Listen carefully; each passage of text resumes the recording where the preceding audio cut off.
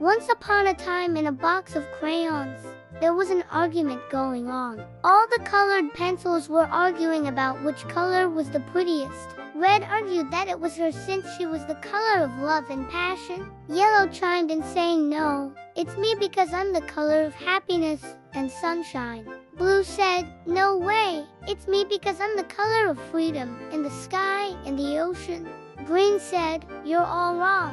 It's nature's color and it's calm and peaceful." The other colors all shouted at once, each one thinking that their color was the best. Just then, a little girl opened the box.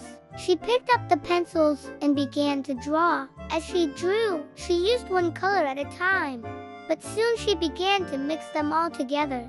The colors were so surprised. They saw that the picture she was drawing was beautiful, but it wasn't finished. So the colors continued to argue about who should be added next. But the girl just shook her head and said, "No, you're not getting it. You're all beautiful and you're meant to be together." Then the colors stopped and listened. The girl continued, "When you're all used together, that's when the picture is the prettiest. You're all different and that's what makes you special. But being different isn't just for show. It is so that you can all work together and make something that none of you could do alone. You don't really understand this now, but someday you will." Then she put the pencils back in the box and closed it. The pencils were quiet for a moment. Red was the first to break the silence. She said to the others, "She's right. When we're together, that's when we're the prettiest. We can make colors that we can't even imagine on our own. Like turquoise, that's my favorite. It's the color of clear water on a sunny day. It's the perfect mix of blue and green, and without either one, it couldn't exist." The other colors all nodded their heads in agreement. They realized that they were all different and that's what made them so great. They were all part of something bigger than themselves, and they needed each other to make the world beautiful. Yellow said, "So does this mean that no color is the prettiest?" Green said, "Well, not if we're talking about what's prettiest. But I think we can all agree that we're all pretty special." Blue said, "That's right. We're all special in our own way." And Red, "We don't need to be the color of love to be loved. We're all loved just for being who we are." The girl opened the box again and took out all the pencils. She was so happy to see that they were all getting along. She gave them each a hug and said, "You're all wonderful just the way you are." Then she started to draw, and all the colors worked together to make the most beautiful picture imaginable. The end. Once upon a time, there was a little girl who loved to draw. She had a box of crayons, but her favorite were the colored pencils. They were smooth and shiny, and they made her drawings come to life. But one day the colored pencils started to argue about which one was the best. One day they were arguing so loudly that the girl heard them. She was so upset that her favorite colored pencils were arguing. She tried to stop them, but they wouldn't listen, so she had an idea. She picked up all the pencils and put them in a box. Then she went away for a long time. When she came back, she opened the box and the colored pencils were still there, but they weren't arguing anymore. They had all made friends. The girl was so happy that her colored pencils were getting along. She took them out of the box and started to draw. She drew a picture of a rainbow, and it was the most beautiful picture she had ever drawn. The girl looked at her picture and smiled. She knew that her colored pencils were special, and it wasn't because they were the prettiest or the best. It was because they were all different, and they could all work together to make something beautiful. In the heart of a bustling city lived a little girl named Lily who had a heart full of dreams and a head full of stories. She loved nothing more than to lose herself in fantasy, weaving tales of daring adventures and faraway lands. Her imagination was her constant companion, her escape from the ordinary. One day, Lily's mother gifted her a beautiful kite, a vibrant red diamond that shimmered like a precious gem against the azure sky. From that moment, the kite became an extension of Lily's spirit, a symbol of her boundless imagination taking flight. Every chance she got, she would run into the open fields with her kite in hand, letting the wind catch it and carry it high above her. As the kite danced in the wind, so did Lily's thoughts. She imagined herself as a fearless explorer charting unknown territories, or as a mystical sorceress commanding the very essence of the sky. In these moments, she felt truly free, untethered from the boundaries of reality. But one afternoon, as Lily played in the park, something extraordinary happened. As she let out the string, the kite didn't rise gradually, but shot straight up into the air, disappearing into the clouds in a blink of an eye. Startled, Lily stood there watching the spot where her kite had vanished, her heart pounding in her chest. Then, as if drawn by an invisible force, Lily began to walk towards the edge of the park. Without knowing it, she was following the path of her kite, her feet carrying her on an adventure just as thrilling as the one she concocted in her stories. As she walked, Lily noticed that the familiar surroundings of the park were slowly fading away. The trees and benches she knew so well were replaced by towering sunflowers that seemed to have sprung up overnight, blocking her way forward. Their faces turned towards the setting sun, creating a golden path that beckoned her to follow. Curious and a little scared, Lily stepped into the sea of sunflowers.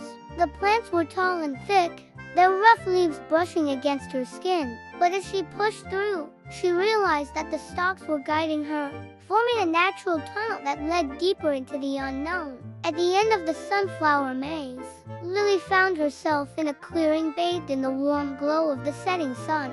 In the center stood a magnificent oak tree, its branches reaching towards the sky like the arms of a giant welcoming her. And at its base lay a tiny cottage, no bigger than a shoe, yet no less enchanting for its size. From between the window shutters, Lily could see a faint light flickering, as if someone was waiting for her. Hesitantly, she knocked on the door, and to her surprise, it opened as if by magic, revealing a staircase that spiraled upwards into the darkness. With a deep breath, Lily began her ascent, each step taking her higher and closer to the source of the light. As she climbed, the walls of the staircase shimmered, transforming into a kaleidoscope of colors that swirled around her, faster and faster until the world spun into a dizzying blur. Then, as abruptly as it started, everything went silent. The colors faded, the music stopped, and Lily found herself standing on a balcony bathed in the soft glow of 1,000 stars. Before her stretched a breathtaking view of the night sky, a vast canvas of twinkling lights that seemed to stretch on forever. And in the distance, she could see her own kite dancing among the constellations, now no longer a mere toy, but a celestial beacon guiding her on her adventure. Overwhelmed by the beauty of the night sky, Lily couldn't help but feel a sense of wonder and awe. It was as if she had stepped into one of her own stories and become the very character she had imagined. As she stood there lost in the moment, she heard a gentle voice behind her. "So you finally made it," it said. Turning around, Lily saw the most extraordinary sight. A woman with hair like spun gold and wings like a majestic eagle was looking at her with a warm smile. "Who are you?" Lily asked, her voice filled with wonder. "I am the guardian of your dreams," the woman replied, her eyes twinkling like the stars above. "I've been waiting for you." "Waiting for me?" Lily echoed, still trying to wrap her mind around the fantastical scene before her. "But why?" The guardian of dreams gestured towards the kite dancing in the night sky. "Your kite is no ordinary toy, child. It's a key to the realm of imagination where dreams take flight and stories come to life." Lily's eyes widened in realization. All those hours spent daydreaming, all those tales she'd woven in her mind, they had led her here, to this magical place. The guardian of dreams continued, "You have a gift, Lily, a gift for dreaming. Never let it go. Let your imagination soar, for it is the very essence of your being." As the guardian spoke, Lily felt a surge of confidence course through her veins. She had always loved to dream, to escape into worlds of her own creation. But now she realized that this wasn't just a hobby or a pastime. It was a part of who she was, a gift to be cherished and nurtured. The guardian then led Lily on a tour of this wondrous realm, showing her landscapes that shifted with her thoughts and creatures that sprang to life from her imagination. It was a world without limits, a place where anything was possible, and Lily felt truly free. But as the night wore on, Lily began to feel a pang of longing for her own world. She had so many stories to tell, so many adventures to share, and she couldn't wait to get home and write them down. Realizing her friend's sadness, the guardian of dreams took her hand. "It's time for you to go home, child," she said gently. "But remember, the realm of imagination is always here for you. You just need to close your eyes, hold on to your dreams, and you'll be back in an instant." With a final wave goodbye, Lily closed her eyes and woke up in her own bed, the morning sun streaming through her window. At first, she thought it had all been a dream, just another figment of her overactive imagination. But then she saw it. Nestled on her pillow next to her teddy bear was her kite, the very same one she had lost in the park the day before. From that day on, Lily's life changed. She still loved to dream and create imaginary worlds, but now she also wrote stories. She filled notebooks with tales of bravery, friendship, and magic, inspired by her adventures in the realm of imagination. And whenever she felt a story within her begging to be told, she would grab her kite and go to the park. There, as the wind caught the red diamond and carried it aloft, she knew she was being guided by the guardian of her dreams, urging her to let her imagination soar. And so Lily's stories became known throughout the land, captivating young and old alike. People would gather in the town square listening as she wove tales of daring adventures and faraway lands. All because a little girl had dared to follow her dreams, and a kite had led her to the realm of imagination. The kite became a symbol of Lily's gift, a reminder that dreams don't have to stay hidden away. They can take flight and inspire others if only we have the courage to follow them. And as the years passed, Lily never forgot the lessons she learned that day in the park. She held on to her dreams, nurtured her imagination, and shared her stories with everyone she met, proving that even the smallest of us can have the biggest of dreams. Once upon a time in a faraway land, there lived a little girl named Ellie. Now, Ellie was just an ordinary girl who loved playing with her toys. She had a rocking horse, a teddy bear, and a whole collection of dolls. But her favorite toy by far was a wooden train set. Every day she would arrange the train tracks throughout her living room and take her little train for rides all around the house. But one night everything changed. You see, Ellie's mom had tucked her into bed, and as usual, she had left her train set up on the floor beside her bed. And so as soon as her mom had turned off the lights and closed the door, a tiny voice broke the silence. "Choo-choo, all aboard." Ellie opened her eyes and saw that her train was moving. It was traveling along the tracks and around her bed. "Am I dreaming?" she wondered, rubbing her eyes. But no, she wasn't dreaming, because there it was again, that same tiny voice saying, "All aboard the Bedtime Express, all aboard." And then she saw something incredible. Her train was pulling carriages made out of her favorite books. The engine puffed and chugged, and behind it came the carriage from Alice in Wonderland, then the one from Peter Pan, and even the carriage from her very own storybooks. And each time the train passed by, the characters waved at Ellie. The Mad Hatter and March Hare waved their hats. Peter Pan saluted with his sword, and even her favorite teddy bear was driving the engine. Ellie couldn't believe her eyes. What was happening? Then she heard the sound of footsteps outside her room. Tap, tap, tap. Could someone be walking on her roof? Suddenly, the door creaked open and a little boy peeked inside. "Who are you?" asked Ellie, quite scared. "My name is Finn," said the boy. "I live in the house next door. Are you awake?" "Yes," whispered Ellie. "But how did you get in here?" "I climbed in through your window. I heard a noise and thought maybe you were awake."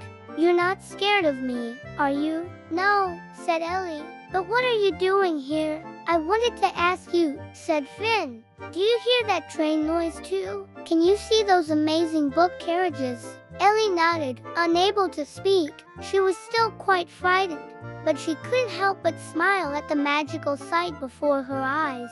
The two friends watched in amazement as the train traveled around the room, picking up more passengers. One minute they were waving at Dorothy from The Wizard of Oz, and the next they were bowing to Cinderella and her mice friends.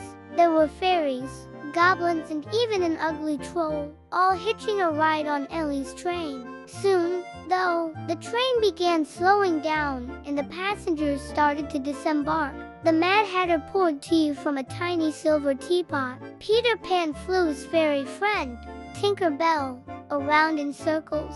And even the ugly troll picked up Ellie's teddy bear and gave it a big hug. "Where are they all going?" whispered Ellie to Finn. Just then, the little train stopped right beside her bed, and as the last of the passengers got off, Ellie noticed that the train's engine was looking directly at her. And then the most incredible thing happened. The train began to glow and shimmer until finally it transformed into a magnificent steam engine pulled by 8 strong horses. "Wow!" breathed Ellie, completely stunned. And then a voice echoed through the room. "Welcome aboard the night train. Are you ready for an adventure?" Startled, Ellie turned to Finn and asked, "Do you hear that?" "Should I answer?" "Of course," said Finn with a big smile. "It's an adventure. How can we say no?" So Ellie stood up in bed and shouted, "Yes, we're ready. Take us away." In an instant, the horses reared up and the train shot out of Ellie's bedroom window, traveling across rooftops and over gardens. Soon they were flying through the starlit sky, passing shooting stars and puffy clouds. Down below, the moon and stars twinkled as if waving goodbye. As they journeyed further, Ellie and Finn saw the most amazing things. They visited the land of sweets, where gingerbread men were having a picnic. They flew over the enchanted forest, where friendly animals greeted them. And they even crossed the Rainbow Bridge, which led them to the magical world of make-believe. Then, after what felt like hours, the train began to slow down once again. The animals waved from the ground. The gingerbread men shouted, "Come back soon," and the bridge shimmered with a soft, gentle light. Before long, the night train was back in Ellie's bedroom, just as the first rays of sunlight peeked through the curtains. The 8 horses had become 8 books. The train had turned back into Ellie's wooden train set, and the magical world had vanished. Glancing at the clock, Ellie realized that it was almost time for her to get up. She looked over at Finn, who was fast asleep, and smiled. Then she carefully climbed out of bed and tiptoed over to her train set. As she arranged the tracks, she couldn't help but feel a sense of wonder and excitement. The magic from the previous night still lingered in the air, and she knew that with a little imagination, anything was possible. As the sun rose higher in the sky, casting its warm glow on the room, Ellie got dressed, eager to start her day. She couldn't wait to tell her mom about her amazing adventure, but she knew she had to keep it a secret. After all, how could she possibly explain what had happened without sounding like a crazy kid? So she tucked her train set away and went downstairs for breakfast. Throughout the day, Ellie thought about her adventure with Finn. She remembered the magical worlds they had visited, the fantastic creatures they had met, and the feeling of flying through the starry sky. It had been the most exciting experience ever, and she couldn't wait for night to fall so she could hop aboard the night train once again. As evening approached, Ellie got ready for bed. She brushed her teeth, put on her pajamas, and snuggled into her blankets. But she lay awake, listening intently for any sound that might signal the arrival of the night train. Time seemed to pass slowly, and soon she began to feel disappointed. Maybe the magical adventure had been a one-time thing. Maybe she wouldn't get another chance to escape to the world of make-believe.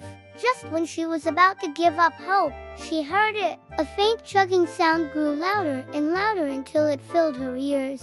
Choo, choo, the night train was back. Ellie's heart raced with excitement as she heard the familiar sounds of the train pulling into her bedroom. She sat up in bed and strained to listen, and then she saw it. A tiny glowing light appeared beneath her curtains. With a gasp, Ellie realized that the magical train had returned, and this time, it was waiting for her to board once again. Without wasting a moment, Ellie swung her legs over the side of the bed and crept towards the window. As she opened it, she felt a rush of cool night air against her skin and heard the sweet laughter of fairies dancing in the wind. Taking a deep breath, Ellie climbed out of the window and onto the train. She waved goodbye to her old life for now, knowing that she would be back home before her mom even noticed she was gone. With a flick of the switch, the train lurched forward, taking Ellie on another thrilling adventure. This time, she was determined to explore even further, to discover new wonders and make unforgettable memories. The journey had begun once again. If you enjoyed this enchanting tale, don't forget to give it a thumbs up and share the magic with your friends.